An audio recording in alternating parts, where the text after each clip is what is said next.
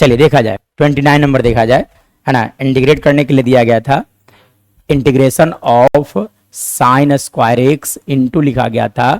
Cos 2x dx लिखा गया था। तो कैसे इंटीग्रेट किया जाएगा, ठीक है। तो इंटीग्रेट करने के लिए एक रिलेशन हम लोग जानते हैं कि 2 sine square A equal to लिखा जाता है 1 माइनस कॉस 2a, मतलब हम लोग को इस रिलेशन को यूज करना है, ठीक है। तो इस रिलेशन को यूज करने के लिए आपको करना पड़ेगा 2 से मल्टीप्लाई 2 से डिवाइड करना पड़ेगा, मतलब 1/2 इंटू इंटीग्रेशन ऑफ, यहाँ पे लिख दीजिए आप 1 माइनस कॉस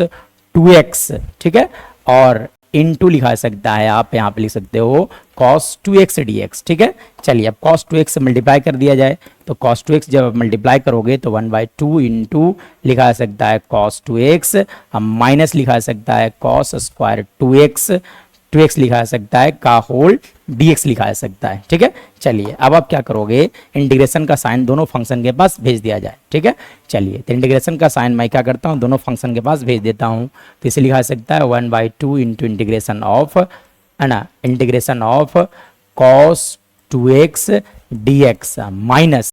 यहाँ से अगर बात किया जाएगा तो इसे लिखा जा सकता है cos स्क्वायर 2x dx, ठीक है। चलिए अब तो ये तो इंटीग्रेबल है, लेकिन ये इंटीग्रेबल नहीं है। पहला फंक्शन इंटीग्रेबल लेकिन दूसरा फंक्शन इंटीग्रेबल नहीं है, तब आपको क्या करना पड़ेगा, इसे इंटीग्रेबल फॉर्मेट में कन्वर्ट करना पड़ेगा, मतलब 1/2 इंटू इंटीग्रेशन ऑफ, ठीक है, यहाँ पे लिखा गया था cos 2x, ये इंटीग्रेबल है, इससे छोड़ दिया जाए, माइनस यहाँ पर देखिए इंटीग्रेट करने के लिए आपको करना पड़ेगा 2 cos स्क्वायर 2x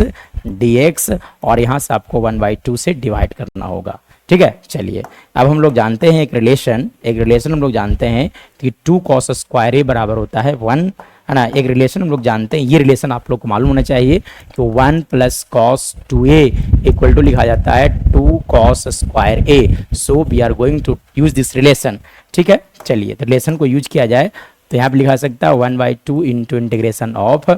चलिए इसका इंटीग्रेशन तो डायरेक्ट किया जा सकता है, तो मैं लिख देता हूँ यहाँ पे साइन 2x/2 माइनस 1/2 इंटू, यहाँ पे मैं लिख देता हूँ 1 प्लस cos 2a, मतलब लिखा सकता है cos 4x dx लिखा जा सकता है, ठीक है। चलिए का होल इंटू 1/2 चल रहा है। चलिए अब देखा जाए, अब फर्दर इंटीग्रेट करने के लिए आप कर दो 1/2 को रहने दो, और यहाँ पर आप छोड़ दो साइन 2x/2 इंटीग्रेट हो चुका है, और यहाँ पर अगर मैं बात करूँ तो माइनस 1/2 इंटू इंटीग्रेशन ऑफ, इसके लिए बात किया जाए तो x हो जाएगा, ठीक है ना, dx के लिए x लिखा जा सकता है, और इसके लिए अगर मैं बात करूँ तो cos साइन 4x/4 लिखा जा सकता है, मतलब 1/2 को ओवरऑल कॉमन है तो लिखा जा सकता है 1/4 into sine 2x minus x minus sine 4x/4 plus c is the right answer, ठीक है ना, है ना, ये हमारा आंसर होने वाला है, ठीक है।